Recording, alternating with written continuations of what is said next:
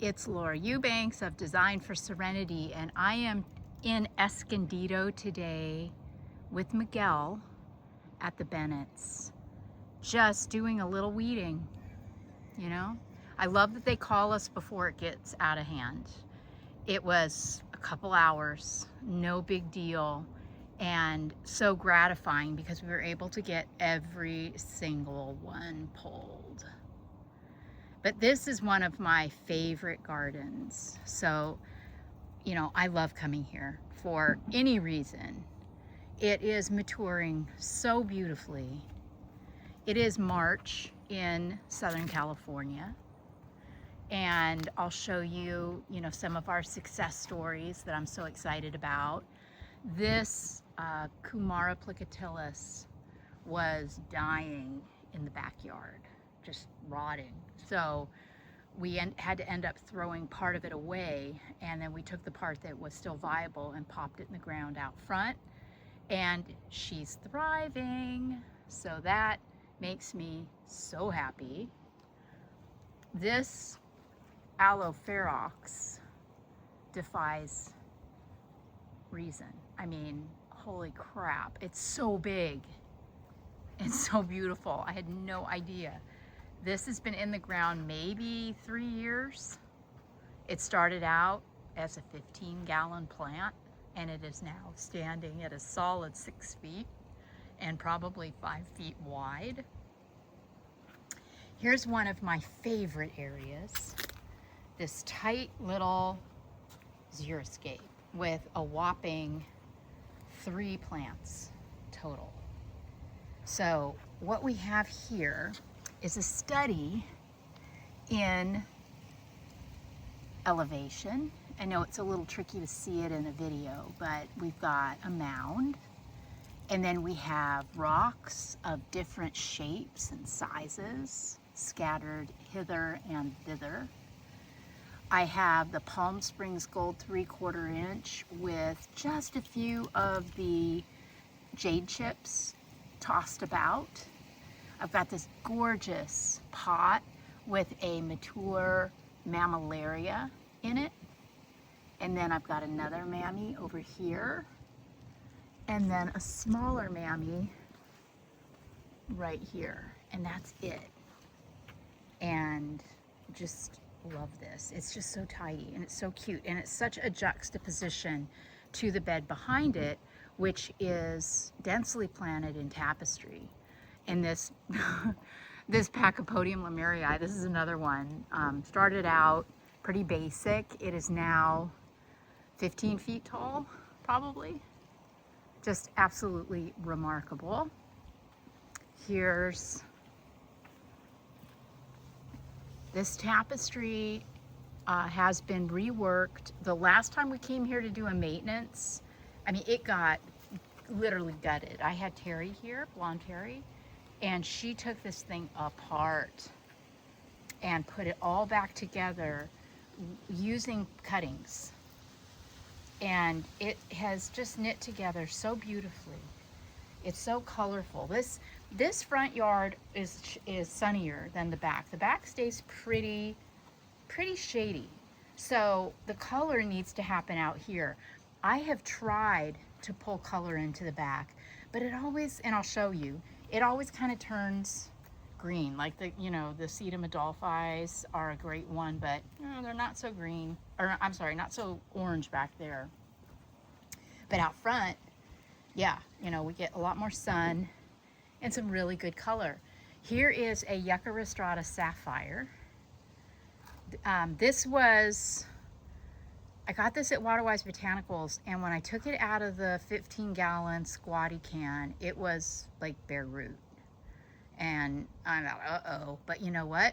It is fine. It figured it out, and it's been in here now for about 3 years, and it is fully immersed in its environment and very, very happy. This stand of sunburst aeoniums is incredible. Just wow on that. And then all of our pots. Our clients are doing such a lovely job of managing these pots and watering just enough to keep them looking good without overdoing it. we have this incredible totem, which was in the ground. I had something else in this pot, a euphorbia of some kind, and it just wasn't happy and it kept falling over. And so I moved this totem in here, and it loves it. So yay on that. And then in here in the courtyard, the courtyard was phase 1. So these pots are a good 4 years. And this was how it was my introduction to the Bennetts, was to do these. She had bought all of these beautiful pots, and she hired me to come in and plant them. And so everything in these pots, for the most part, is original. We had a couple of casualties. I don't remember what was in this pot. Maybe it's always been a dichotoma. But this dichotoma rotted out, I want to say a year ago, maybe not quite a year ago. So I did a video on this too, where we cut it to healthy tissue and put it back in pumice and dry soil. And I instructed the client, don't water, like probably for a year or more. And I gently tugged on it just a little bit today, and she's in there. So I'm pretty sure, I didn't want to be aggressive about it, but I'm pretty sure she did figure it out and she's rooted. We'll know when we start to see growth and we start to see, you know, new leaves coming at a good clip. So I'm really, really excited about that. This Myrtillo crest, I don't know, it must have got scale, maybe Coach Neil scale or something at some point, but it's calcified now. So whatever was on it isn't on it anymore.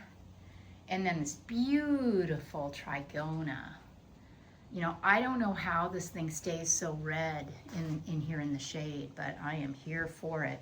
And look at that string of pearls, right? Just wow. Another beautiful cactus. And then just pots, you know, bursting in color. Look at this Mardi Gras aeonium. Isn't that stunning? Just happy campers.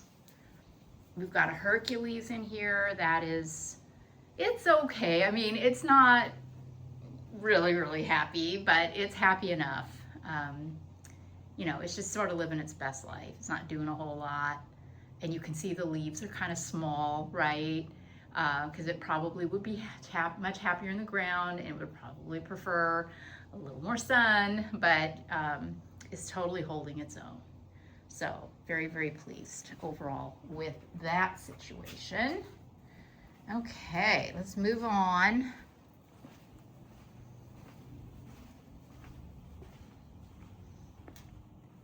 Beautiful Dazzlerian.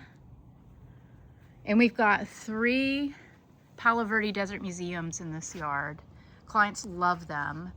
And you know, this is a good tree if you're looking for a more traditional tree to provide some shade that's very succulent compatible. It is a tree and it is a little messy, but I don't find it to be too bad. I mean, we don't have, and I got black top dressing under there. And I don't, it's not bad. I don't mind it. Over here, check out this aloe. Anybody want to let me know in the comments what they think this is? I thought it might be, well, first I thought it was a ferox when I first planted it, but it's clearly not. Or maybe it is and it's crossed with some, I don't know. So I just think it's gorgeous. And if you know what we got here, please let me know. The leaves are really, really soft and glossy and very deep green. And that riot of blooms that went off in March. And we just, in this pot here, we just have a simple little Hesper aloe because it doesn't get a drop of water outside of rain and moisture. So, you know, that's giving some really, really nice texture. These plumeria were gifted to the client by a dear friend, so they needed to go into the landscape, and I'm really happy with where we put them. And they are not doing much right now because we are just coming out of winter, so you know, they're just starting to leaf back out. Then we got our barrels and a couple little aloes, Portulacaria minima, and the pilos are super happy. Ugh, gosh, it's so gorgeous. And then back here, I've got a Straussii, and it's just gorgeous in this turquoise pot. And then this one is done this up top. Isn't that a trip? So I'm not sure what that's about. Again, if you know, tell me. I'm not really concerned because the plant appears to be very, very healthy. You know, it's blooming. I don't see any scarring. I don't see any issues whatsoever. Very erect presentation. So I don't know. I'm hoping it's just a little cool little variegate situation up there. Okay, now moving to the back. Squee. Beautimus, beautimus. Look at this. So pretty. So pretty. I have back here, this is a blue glow, agave blue glow. And this Petalanthus bracteus could use a little more water to help it leaf out. But again, it's still technically winter, so not concerned. It will leaf out soon when the weather's a little warmer. Beautiful, beautiful ferox. Gorgeous, big, big barrel cactus. Mammillaria, Dazzlerium longissimum. Over here, basking in the sun, we've got just a mixed pot of beautiful succulents. We have a Mission to Mars. And this we cut off of the yucca out front. Why did I do that? I don't remember why I did that. Oh wait, was it getting too tall? And so I cut this piece off? I don't know, maybe. Anywho, it rooted, it's happy. Love it in that pot. And here we have a agave perii, and it's one of my favorites. I love agaves, peris. They look like a big rose, and they can pup off runners. So we have a pup here and a pup here. Tiny one right there. I'm letting it go right now because I am not against that. I like it. I would love to see another one mature right here in front of that rock. This one we'd probably move when it gets bigger, but I like that position right there. And here's some of that sedum adolphi I was telling you about. That was bright orange when I put it in, and now it's, you know, kind of turning green because it's just not getting the sun back here.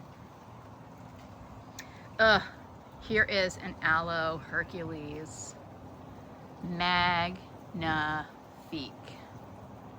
Stunning. I mean, look at the trunk. Isn't that incredible? What a beautiful, beautiful plant.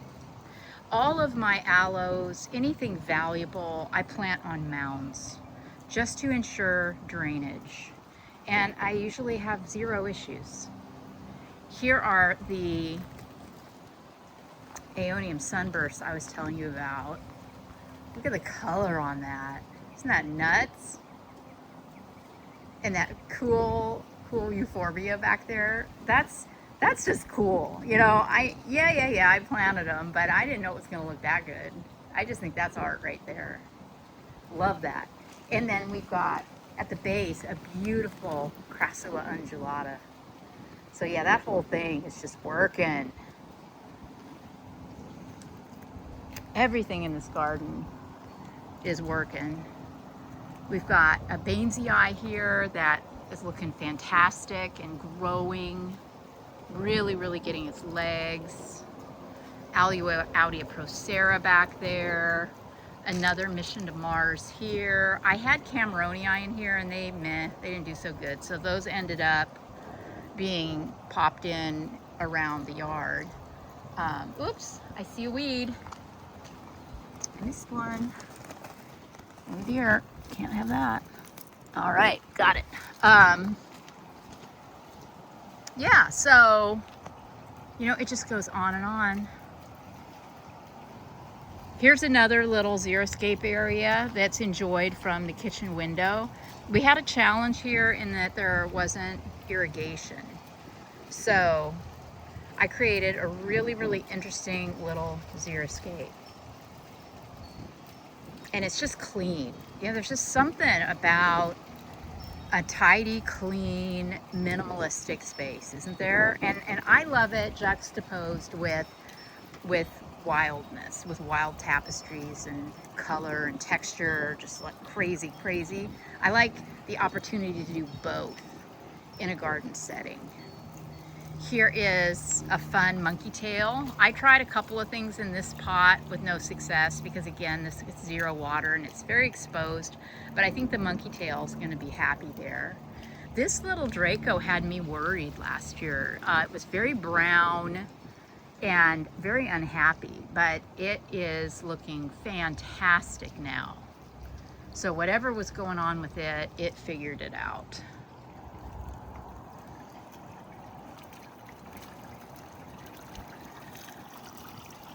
And then we have a collection of pots over here.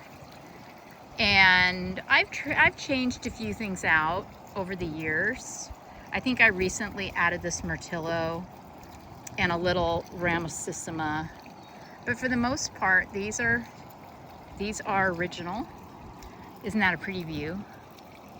That's Interstate 15 running across there. I live that way. Okay.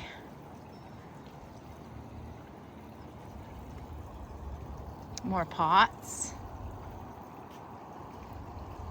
Big fun.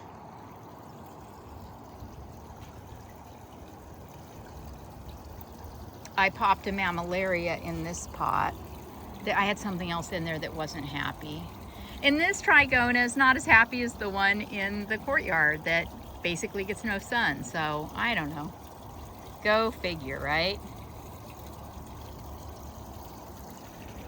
And then over here, we've got just a riot of color because this is a spot that does get some sun in the back. So we ran Petalanthus macrocarpus, which is not currently in leaf or flower due to it being winter, but it'll leaf out and have really, really pretty peach colored flowers on it throughout the rest of the year. And then Ungees, Aeonium sunburst, and then the tapestry at the bottom. Just real, real happy with this. And then this pot, I moved this pot into the landscape, and I'm really happy that I did that and just put a little Portulacaria minima in it. Because again, you know, it's challenging to try to keep up with the watering on all these pots. So I try to be mindful of that when I'm installing a garden, depending on the client's, you know, involvement in the yard and do they want to water, will determine what goes in a pot. Okay, well that's the tour. I hope you all enjoyed the Bennett's Garden in Escondido, and we will catch you next time. Bye guys.